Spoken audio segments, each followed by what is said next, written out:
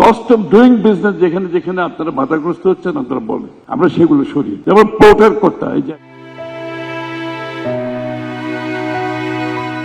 কোথায় কোথায় ব্যবসায়ীরা বাধার সম্মুখীন হচ্ছেন সরকারকে তা জানানোর আহ্বান জানিয়েছেন অর্থ ও পরিকল্পনা মন্ত্রী আমির খসরু মাহমুদ চৌধুরী। তিনি বলেন, ব্যবসায়ের যত বাধা আছে সরকারকে জানালে আগামী 3 মাসের মধ্যে সেগুলোকে সরিয়ে দেওয়ার ব্যবস্থা করা হবে। গতকাল বুধবার রাজধানীর একটি হোটেলে আগামী 2026-27 অর্থ বছরের বাজেটের উপর জাতীয় রাজস্ব বোর্ড FBCCI আয়োজিত পরামর্শ কমিটির বৈঠকে প্রধান অতিথির বক্তব্যে অর্থমন্ত্রী এ কথা বলেন। অনুষ্ঠানে বিশেষ অতিথি ছিলেন বাণিজ্যমন্ত্রী খন্দকার আব্দুল মুক্তাদির।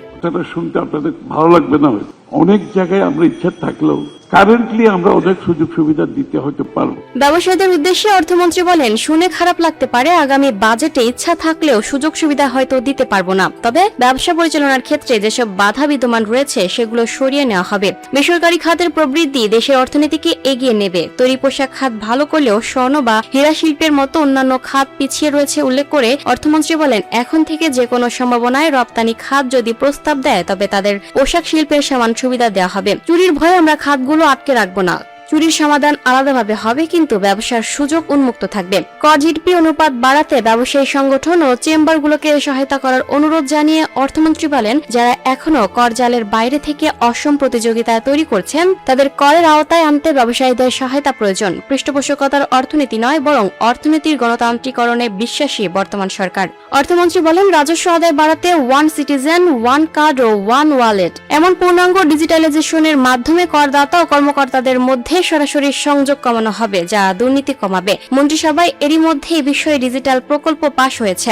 বন্দর খরচ বৃদ্ধির বিষয়ে অর্থমন্ত্রী বলেন, কেউ বলেছে বন্দরে 40% খরচ বেড়েছে। চট্টগ্রাম বন্দরের সেবা মাশুল 40% বৃদ্ধির দরকার ছিল না, আমি এর বিরোধিতা করি।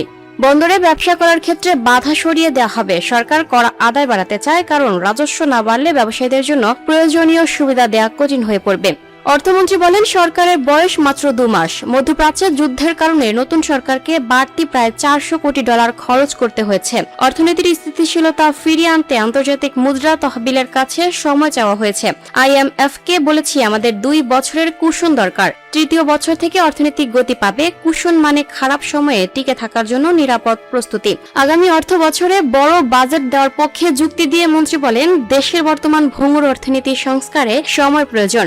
দারিদ্র্য বিমোচন ও বিনিয়োগ বৃদ্ধির জন্য বড় বাজেট দেওয়া দরকার।